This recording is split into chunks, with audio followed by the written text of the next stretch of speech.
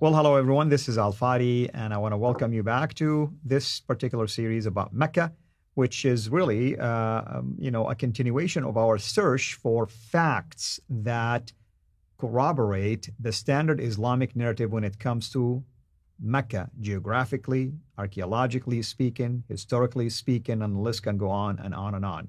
Today, we're going to take another stab at this by looking at the many borrowed rituals, Islamic rituals, that are usually actually practiced by our Muslim friends during one of the most important pillars, which is the pilgrimage, which is the fifth pillar out of the five pillars of Islam.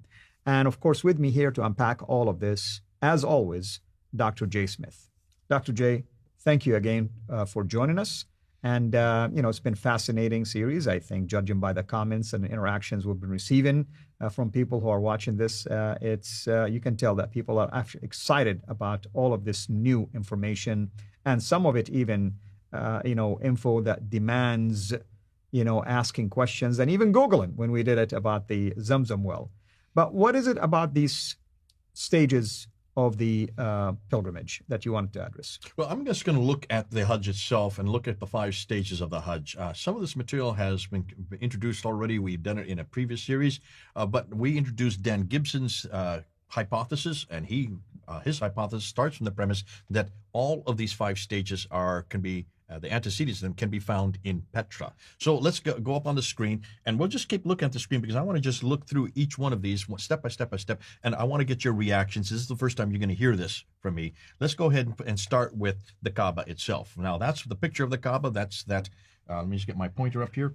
Well, the black thing right there, that's the Kaaba. We want to look at that black building, and that's what everybody prays to. That's right. 5 times a day. It doesn't matter where they are in the world, they have to pray to that building. That's right. That building was supposedly, according to tradition, it was constructed reconstructed from its ruins by Abraham and Ishmael, while correct. Ishmael was still living before he was thrown out into the desert. So that was, 1900 BC, 1900 BC. We're talking about almost 4,000 years ago that building supposedly is. Now, what's interesting, our good friend Dan Gibson said, no, you can find also a Kaaba here. Now, there's been some feedback from people saying that he's got the wrong Kaaba. I'm not going to go with that so much. I'm just going to show you the theory that's out there. Dan Gibson said that that's the original Kaaba and that's in Petra.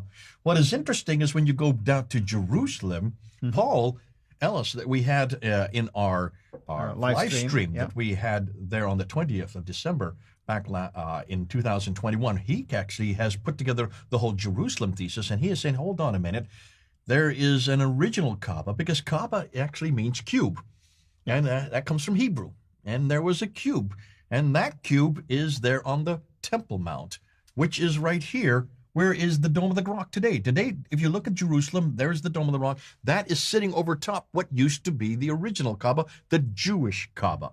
Okay. Even the word Kaaba in Hebrew is the same word. It was also square, and that's where the temple was built by David, and that's where they would circumambulate. And which way would they circumambulate around that? They would do it counterclockwise. How many times? 7 times. When you went and did the Hajj there in Kaaba in Mecca, which way did you go when you circumambulated? Also counterclockwise. But in all around the world, in every other tradition, everybody goes clockwise, except in Islam. Where do you think Islam got that from? It got it from Jerusalem. It got it from the Jews. The Jews circumambulated. And why 7 times? Who did 7 times around? The story of Joshua. The story of Joshua around Jericho, 7 times, circumambulating. That's where it comes from. So this comes straight out of Judaism. It comes straight out of the Temple Mount. It comes straight out of Jerusalem. That's the original Kaaba from which this has now been created. It's basically redoing or borrowed what the Jews already did there in Jerusalem. They are now doing here in Mecca. Yeah. So there's the first one. And David Gibson also mentioned that some of these appear to have been an altar, actually. So they have some steps leading up to them. And it appears that this act by the Jews is to commemorate, what happened in Jericho. To commemorate exactly what happened in Jericho. That's the reason behind it. Mm-hmm. You ask a Muslim why they do those 7 times. I've yet to see a Muslim explain that. Well, we're explaining it for him. What does it say in chapter 10, verse 94 of the Quran? What does it say in chapter 21, verse 7? If you have any question, go to the people of the book, the Jews and the Christians, because they have been given the Torah, which is the story in the Torah, the story of this very event in Joshua. And there it is in the Torah. So come back to us. We'll tell you, and we'll actually show you that's the original Kaaba right down there. Now, that's just the first stage, okay? Let's go to the second one, and this is probably the more exciting one, because when you go to Mecca, remember we said a number of episodes ago that after you go to Mecca and you do the circumambulation, what do you do next? You then go to the Safa and Marwa. And what exactly? Explain that again for people. Well, I mean, the Safa and Marwa, the idea, at least from a standard Islamic narrative, is that there are two mountains, and somehow Hagar had her baby child, Ishmael, who was thirsty. She was looking for water, as, of course, any mother would panic when you see your son basically dying from thirst. So she would go up the top of the mountain, and obviously, if you ever lived in a desert or been to a desert, you can see a mirage. And the idea is that she would see a mirage, get excited, thinking it's water, so she would run towards it because she's excited about that. Come to find out that it was just a mirage, getting disappointed, goes to the top of that mountain, looks the other way, the same thing happened, and she did it 7 times. Interestingly, by the 7th time, finally, a well kind of like appeared to her, and that's what we call the well of Zamzam. But that's a whole different story. Which we talked about in the But previous that's the episode. reason why you go between the two. By the way, if you ever been to Mecca, I mean, I'm assuming if you're a Muslim, obviously non-Muslims cannot go there. Please tell me, do you really see 2 mountains? Or it just a couple of piles of Take a rocks? look at it. There's it right there. Yeah. How big do you think that is? How tall do you think that is? It's not that tall. I mean, you can climb it. Some kids About used 20 feet to play high. there. You know, that's why they fenced off. That does not look like a mountain to me. Does that look like a mountain? That is about the same size. There's the two, Safa and Marwa, that you run back and forth between. A mountain? We're talking about a rock, a big rock. Yes, I don't want to have that fall on top of me. Yeah. But that is nothing more than a rock that kids can climb on. That's why they have to put these barricades around, because kids were climbing That's right. on it. That's right. Yeah. Not something you'd be looking for water from. And especially if you go to that rock and not find it, you go to that rock and not find it, you go, what are you going back and forth 7 times? Obviously, if you didn't find it the first time, you'd stop going there because it's just nothing more than a rock. That would not either she's not very intelligent or something here is wrong with the story. I would suggest that something's wrong with the story, because in the Bible, it is mountains. These are mountains. Now, Dan Gibson decided, well, these are probably the Safa and Marwa that we're referring to, because these are referred to there in Petra. But I think there's even a better answer, and this is where Mel has really helped us, That's and right. also Paul. And Odin, both Mel, Paul, all 3 of them have said, hold on a minute, unpack it a little bit further, go further back. What is the Arabic word for Marwa? It is Moriah. Sorry, Right. The Arabic word for Moriah is Marwa. Marwa is the Arabization of the word Moriah. What is Moriah? It's the name of a mountain. What mountain? It's where the Dome of the Rock is today. Right. That is Mount the mountain. Moriah, yeah. Mount Moriah, where Abraham went to was gonna- sacrifice exactly, and Jesus was Isaac, right? crucified And so that's traditionally. why it is considered, that's why the temple was built there. That's right. why all the Jews would go there. There's Mount Moriah right there. It's right there in Jerusalem, where the Dome of the Rock was built, but that was built in 691 AD. The temple, which is much older, of course, it was from BC. It was always there for that reason, to commemorate where Abraham was to sacrifice Isaac. What about Safa? Well, you need to go to Josephus. In the 1st century, Josephus refers to Marwa and Safa. He's referring to Mount Moriah and Mount Scopus. Scopus, the Arabization for Scopus is Safa. So where is Mount Scopus? There it is right there, where I'm pointing to, where that green circle is. That is Mount Scopus. This is the Kidron Valley. You go there today and you will see that's Mount Scopus. This is Moriah. That's where the Jews would go back and forth 7 times. Down to the Kidron Valley, back up to Mount Scopus, down to the Kidron Valley, back up to Moriah. Why? To commemorate Hagar looking for water. It's nothing more than commemoration, but those are mountains. Those aren't little rocks that are 15 feet high or 20 feet high like you see over here. Can you see? That makes sense. So it looks like that which you have here is nothing more than a facsimile of what was originally there, and this is what they've been doing for thousands of years. So can you see, again, another borrowing? Even the names are borrowed. Safa and Marwa are originally in Jerusalem. Right. Now, this one here is, we're still looking for it, the Hill of Ararat. You've been to the Hill of Ararat. It's there in Mecca. You can see it. That's where they explain what I think they you're do at talking Ararat. about Arafat. Should I say Ararat? I Yeah. meant Arafat. You're Yeah, right. the Arafat one is basically the mount of, it's like the mountain where Adam and Eve got united. Okay, why? Because after the fall, supposedly they were separated from each other on earth, and they start to look for each other, and they found each other in this area known as Arafat, where they reunited and met each other once again. Do you know where Adam was actually thrown to? India. Kerala, which is the very southern tip of India. And according to traditions, he was 90 feet tall, and he strode 90 feet, striding across thousands of miles to get all the way up to Mecca to find his wife, Eve. Either God's inept or whoever threw him down did not know how to aim very well, because poor guy, he had to create strides that were equivalent to a 90-foot tall person, striding all the way up to Mecca and then meeting her here. Now, did he suddenly diminish in size when he got here? Do you know, have anybody asked that question before? Yeah, I mean, it appears that he did. Nonetheless, that's where they all go to, and you did it. You've been there to Arafat. Now, what's interesting, Dan Gibson says that this is the Arafat because this is named Arafat in Petra. So there is an Arafat in Petra. This story doesn't exist anywhere. We don't have the story in Judaism for one good reason. Abraham and Adam and Eve, Adam and Eve were never thrown down to earth because the Garden of Eden in the Torah, in the Genesis account, is already on earth. Right. God would not throw them out, and he certainly would not have made such a clumsy mess of it by separating them by thousands of miles. So let's go to the next one, and this is what's fascinating to me. This is the Jamarats. The Jamarats are explained this. What are these Jamarats? Well, I mean, again, it has to do with Abraham and Abrahamic story. We know from the biblical narrative that Abraham took his son. Obviously, initially, even Islamic sources said the son was Isaac. Later, it was reinterpreted to be Ishmael. Regardless, so he took him in a 3-day journey, and the allegation is that Satan would try to entice him every day, and he would stone Satan. Amazingly, he would stone him 7 times. So every pillar, there are 3 pillars. Jamarat meaning the ones that you throw with the rocks. Every pillar represents one of those days and one of those incidents. And that's what Muslims will do in the last 3 days after the celebration of Al-Adha, basically. I am smiling for a very good reason. Yeah. You are a young man. Yeah. You're not as old as I am. That's right. I've got gray hair. You don't remember that prior to 1980, there were not 3 Jamarats. How many Jamarats there was were one there? only. There was only one. Yeah. You now have just told me a new tradition.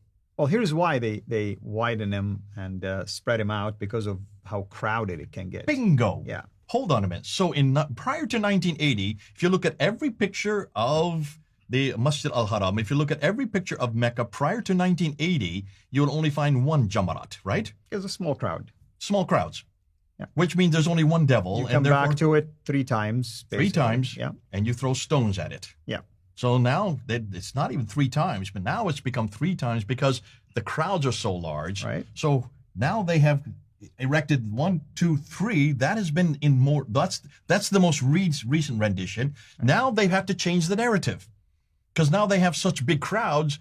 They've got to say, well, it's not just one devil. It's actually 3 different seductions of the devil. Right. So the narrative have changed in just 40 years during your lifetime. Yeah. But if you ask your dad and your grandparents, how many devils were there, or how many times was it? It's always just once. Yeah, I mean, they can come back at you and say, well, yeah, it's 1, but we do it 3 times. 1 every day. And now it's become 3 different seductions. Right. But see that, look and see any book that says it's 3 different times prior to 1980. See if you can find that. Sure. So even you have been brought up with this new narrative. That means the narrative is changing in our lifetime. Mm-hmm. If the narrative is changing in our lifetime, why are we so surprised that it didn't change between the 7th century, 8th, and 9th century? That's correct. When this was all written down in the 9th and 10th century, can you see if in 40 years where we can even corroborate it, and it's happening in our lifetime, it gets changed? Because in this case, there are such huge crowds, they have to build another 2. They have to create a new narrative for it. Why then are we not surprised that this was also being changed between the 7th, 8th, and 9th century when they didn't have lexigraphs and they didn't have papers or they didn't have videos that they could go back and check on it? That's what, to me, shows exactly what Islam is. It creates a new narrative depending on the needs, in this case, the needs of crowd control. But when you go back to Petra, you will find the Jamarat that Dan Gibson found, there was only 1.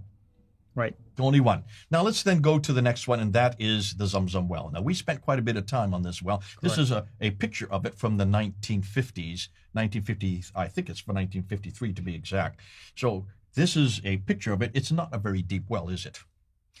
I mean, no. I mean, at least from the picture also alone, you can see that it did not go, consider going all the way down to get water that will be enough to feed or, quench the thirst of millions of pilgrims across throughout the year, basically. It's not that deep. And we do know that you have here the wells in Petra, and Dan Gibson says that this is probably the original of that story. We now know that actually the Zamzam well actually originated in Jerusalem. You can go back and you can see, and this is what Mel brought out in one of his episodes. He said, when you look and see there in the Temple Mount, that all the blood from all the sacrifices had to be washed away, and what was washed away was the Zamzam water that was used. That to wash it away, I just have a picture of Siloam. That is not where the Zamzam well is. It's the only picture I could find for the moment because I need to get this up and running. Almost every one of these traditions we're going to shut down in a few months because I'm going to show you that there is actually an original one. There's actually an original Jamarat. There's actually an original Kaaba. There's actually an original Safa and Marwa. We're going to show you that there's actually an original for all of these that I'm not willing to do right yet. But I want to end with one more thing. You notice I've kept this blank here. Why do you think I've kept this blank? Because I want to talk about this. Because you kept the best for last. The best for last. And what am I showing here? What's going on here? Black stone. What is that? This is the black stone. Okay, hold on a minute. That doesn't look black. It looks silver to me. Well, that's the encasement, but... people assume that the black side inside is the black stone, when in fact it's just pieces put together, actually. Actually, it's 3 little pebbles that used to be a stone. They're only about the size of a coin, each one of them. They're very small. What you're looking at is tar, mostly. Yeah. You don't know the story to this, do you? But when you were growing up, you had to kiss that, didn't you? Oh, touch it and kiss it, simply because the Prophet commanded us, or at least did it himself. Wait a minute. Why would you kiss it? Why did the Prophet ask you to kiss it? What's the reason that your parents gave you, or what's the reason you heard when you were there in Mecca? The tradition says that this used to be whiter than snow, and it turned black because of the sin of mankind. So it forgives your sin. It takes away your sin. If you follow the commands of the prophets and his rituals, his model. Yeah. Take that one step further. Think that through. What does this mean? Of course, what does this mean? Do you have a stone able to forgive sins? Yeah. If you look at all of this, every single one of these pictures has a stone associated with it. That if you don't do it, your sins won't be forgiven.